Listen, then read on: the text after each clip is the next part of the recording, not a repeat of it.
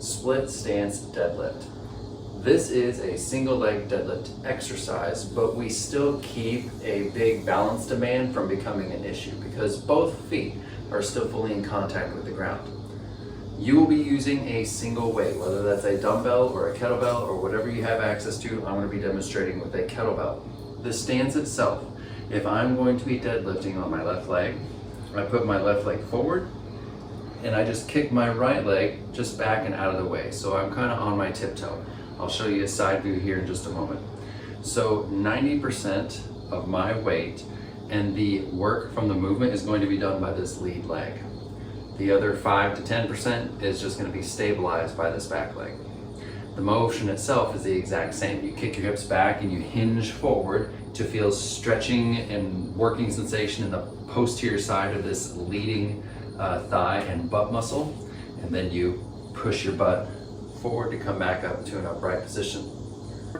To get started with your weight, simply stand both feet on the ground, but position the foot that's going to be kicked back directly in line with your weight.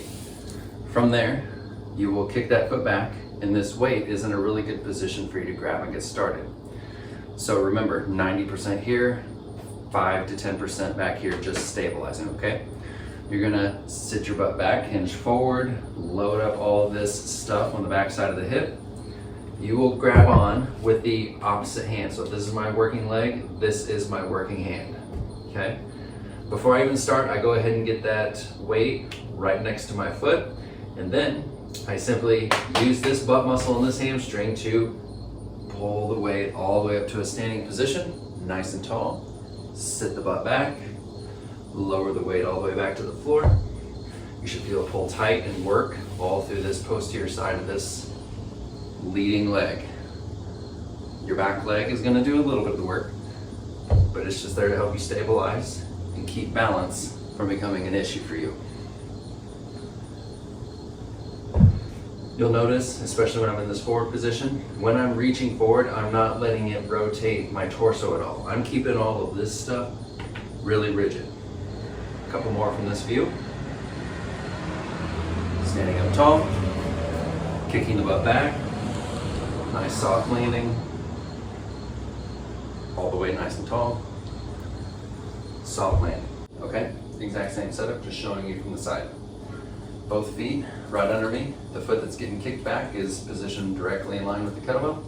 I just push that foot back and out of the way, hinge forward.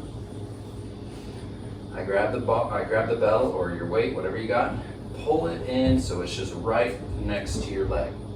You're going to use all this stuff to pull yourself all the way upright. Kick your butt back, lowering the weight back down to the start.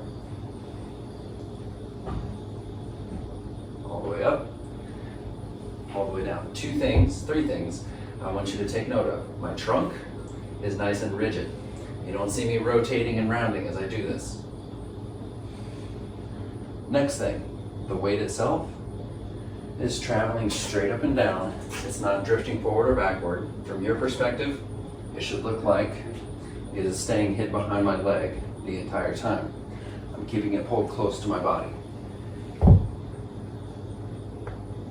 The third thing, my shin bone is remaining pretty much perpendicular to the floor. My knee isn't jutting really far forward.